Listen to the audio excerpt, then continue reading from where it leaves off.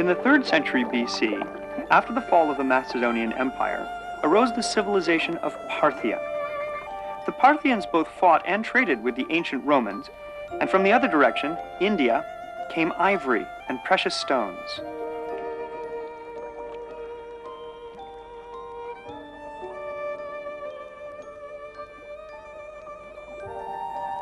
The main capital of Parthia was located 12 kilometers from what is now Ashgabat. On this site have been found enormous cups made from elephant tusks. They're called ritons.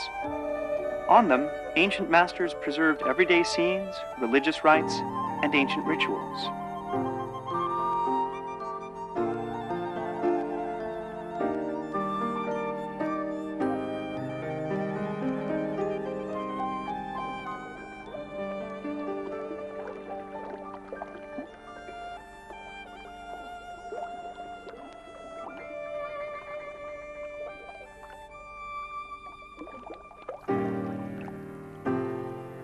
The Parthians idolized their dead kings.